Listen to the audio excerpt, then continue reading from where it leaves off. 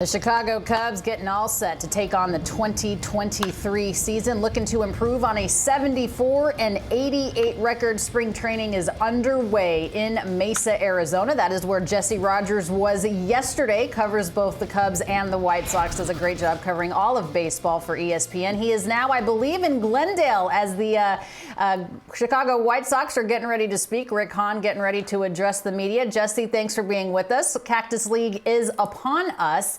Let's talk about the Cubs first. Dansby Swanson has showed up to Cubs camp. What do you make of his speaking to the media yesterday and what he can do for that club? Yeah, I mean, it's a big change for him, right? He spent his entire career in Florida for spring training, even though he was drafted by the Diamondbacks, quickly went to Florida for spring training. And now he is here, talked about how cold it was and also the lack of humidity here. I like this line. Look, this is a guy whose spirituality is kind of wrapped up into him. And he said, yeah, the grass isn't always greener, when you leave one place to another, but it's greener where you water it. And I like that twist on that saying because his point was, I'm invested in this, just like they've invested in me.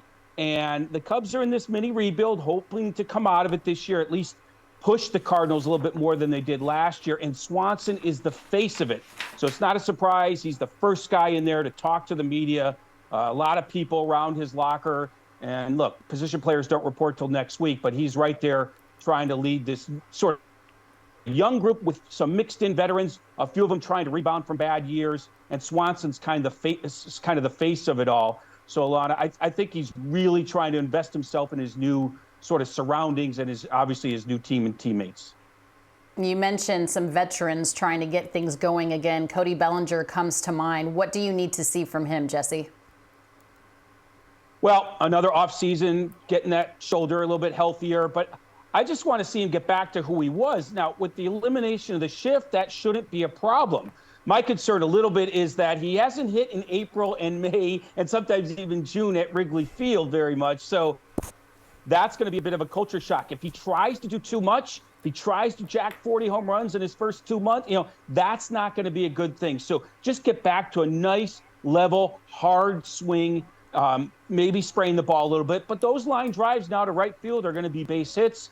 He'll hit some out when the weather permits it to. If he tries to do too much early, especially with this pillow contract, he's going back into free agency. This is where he's going to get into trouble. So I'm going to just watch that swing from day one and see if he's just letting the game come to him. Certainly has the capabilities to do so. All right, I understand you have an update on Nick Madrigal. What can you tell us about him? Well, with the signing of Swanson, it really threw Madrigal's role into flux here. Nico Hoerner is going to move back to second.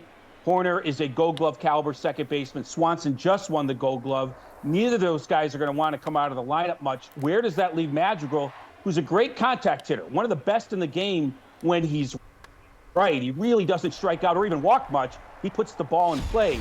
They're going to put him at third base. I talked to him this morning about it. He's taking reps. I don't know if this is going to work out, Alana. I think he has the arm for it, but I'm not sure.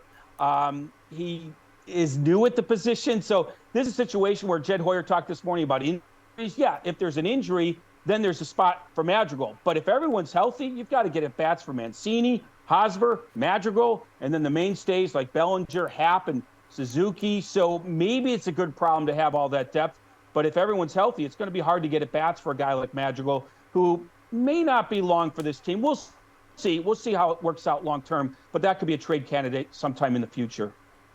Yeah, big spring training for him for sure. Let's go to the South Side. Andrew Benintendi, given the largest contract by the franchise. What impact do you expect him to make? I think it's huge. I think it helps them in several areas. In fact, I put him right up there with Swanson as equal great signings on both sides of town. Swanson might have more of the name recognition just because he was on the Braves and won the Gold Glove, but the Sox need left-handed hitting.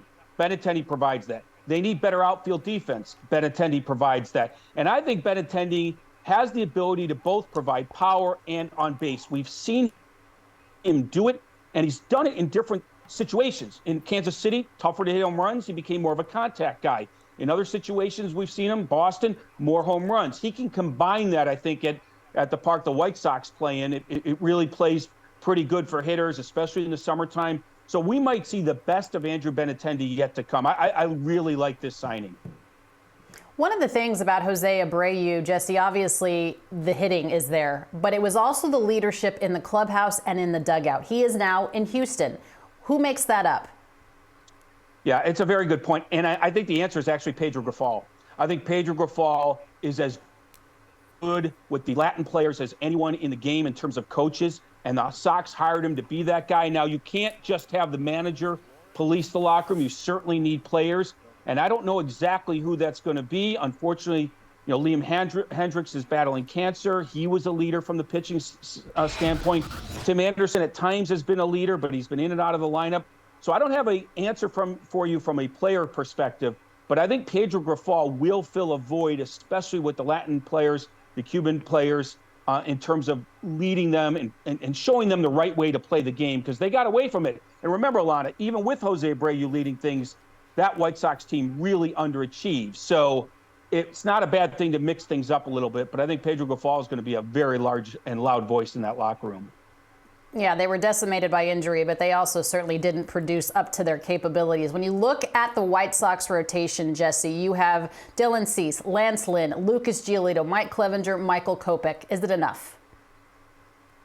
No, it's not enough because, first of all, Mike Clevenger is under investigation for domestic issues, domestic abuse. He could be suspended for all we know. Now, he's in camp. He's going to speak today. I'm going to go over there in a few minutes and hear what he has to say. I think he's going to say he believes he'll be exonerated. We'll find out about that. So even with Clevenger, if he is exonerated, I don't think they have enough depth. I do like the five. I like those five names, but you need a few more after that. Davis Martin was a guy that did well last year. Again, if Clevenger is suspended, that's a really big hole in terms of the starting five, and also it's a knock on their depth. So without Hendricks and possibly without Clevenger, those are two big holes in the rotation. But Mike might have bigger things to worry about than baseball if things don't go his way here. But again, I think he believes he's going to be exonerated. Yeah, no question about that. Liam Hendricks, you mentioned it before, Jesse, such a leader, such a vocal guy, does so much in the community, battling non-Hodgkin's lymphoma right now. We certainly wish him and his wife the best as he goes through treatment. He was their closer. Who assumes that role now in his absence until he can get back? Yeah, Kendall Graveman has had experience there. We saw him do it well in Seattle, some other stops. Now that he's had a year with the White Sox, I think he's probably going to be elevated. They have Garrett Crochet coming back from Tommy John. There's a fireballing lefty. Not sure if he'll get closing chances when he's back, but I think Graveman moves up a spot. Joe Kelly moves up a spot. There's no other way around it. You can't replace Liam Hendricks. You can just do the best you can, and Graveman's my best guess to get those safe chances. All right, Jesse Rogers doing such a tremendous job covering the Cubs and the White Sox. I know you got to get over to hear both Rick Hahn and Mike Clevenger speak. We appreciate your time as Cactus League gets underway, Jesse. Thank you. Anytime, Alana. Good seeing you.